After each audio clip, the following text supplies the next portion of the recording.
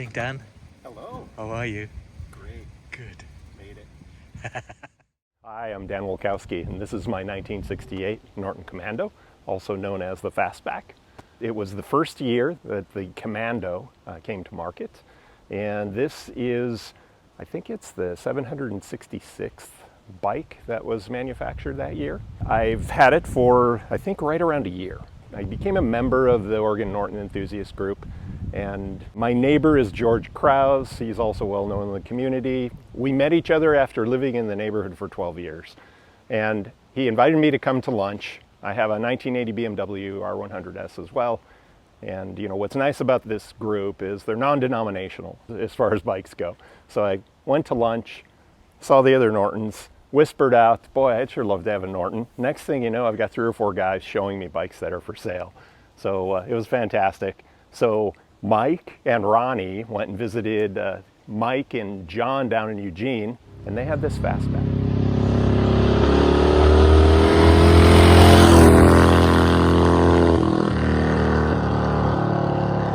It's been red, kind of an orangey red, and they were telling me about the bike. They said it's a really nice bike.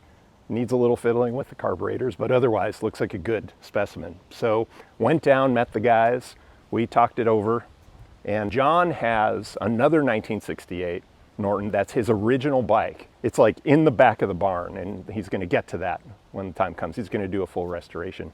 But I bought the bike, brought it home, and I proceeded to try to figure out how to get it running. I learned a lot about carb rebuilding and tuning. I've got a 1972 MGB, so it's kind of grew my confidence playing around with British carburetors. So I figured I would spend a certain amount of time and energy in the amals to see if I could get the bike running. What would happen is, had a hard time idling, wouldn't adjust right, and it would stall. So for a while, I tried riding it last year, got it running halfway decently. The idle was still trouble. Every time I would get to a destination, on the way home, the bike would stall. One time resulting in me calling my wife to get a trailer and come and get me and towing it home. So I nicknamed it One Way.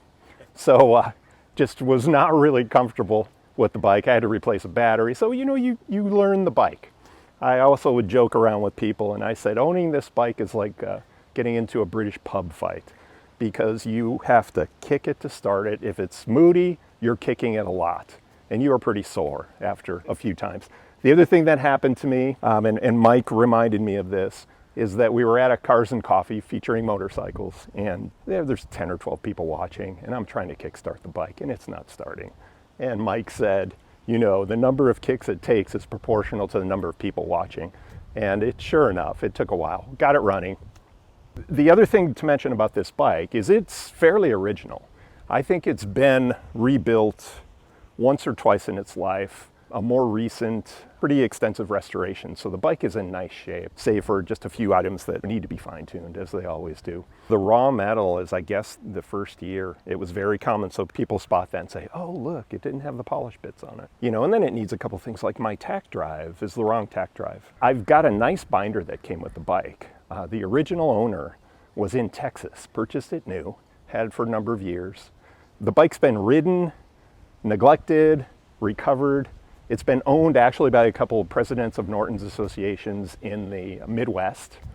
A couple guys, they kind of redid the rubber bits and things.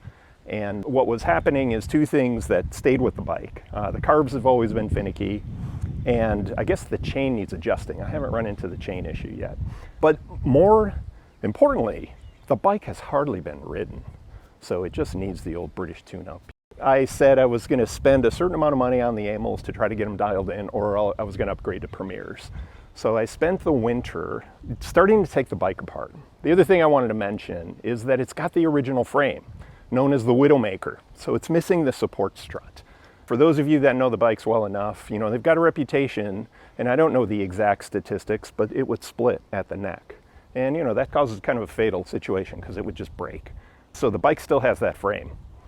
When I bought it, the upgraded frame with the support came. So I've got one group of people telling me, hey, it hasn't broken yet, it'll be okay. And then I've got the other group of people saying, you better get it updated.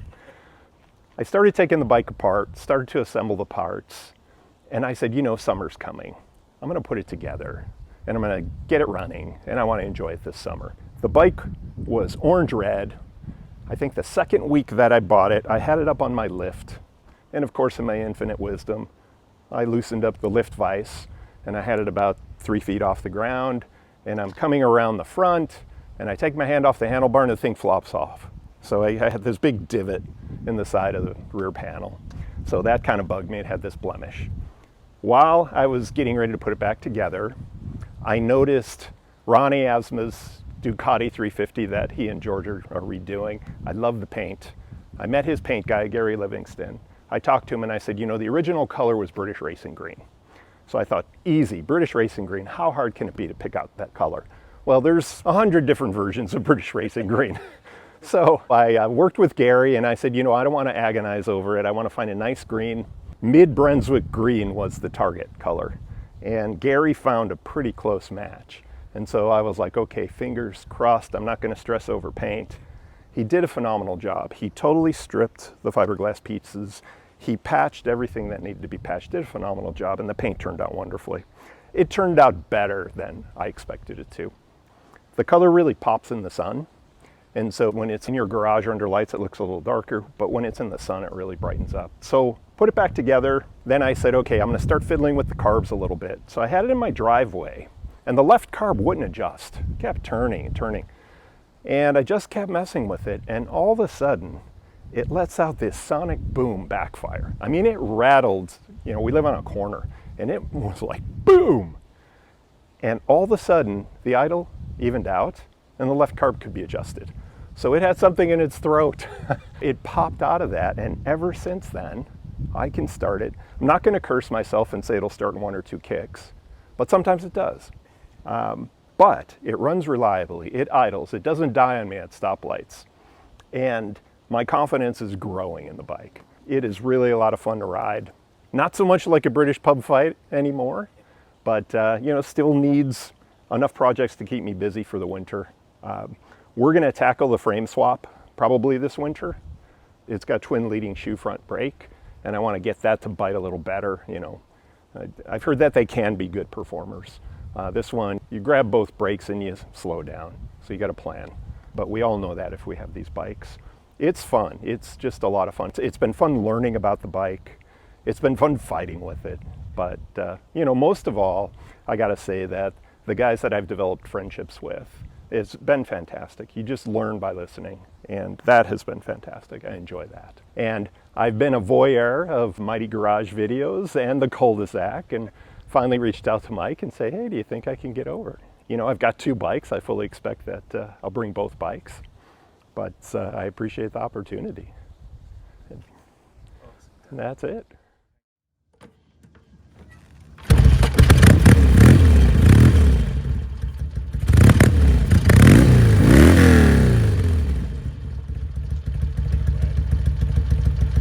Thank you, Mike. Thank you, Dan. I'll see you.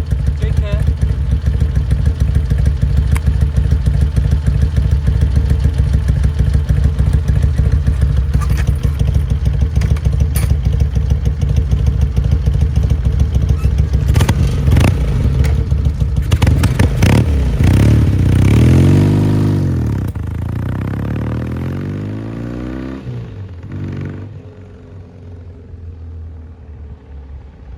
Thanks very much for watching, guys. This has been another tale from the cul-de-sac. Please remember to subscribe and click the little bell and you'll get a notice whenever I release a new video, usually every Sunday morning and sometimes during the week. Well, Mike and Ronnie went and visited John and Mike down in Eugene, and they said, hey, we have... Can we stop? Yeah, yeah.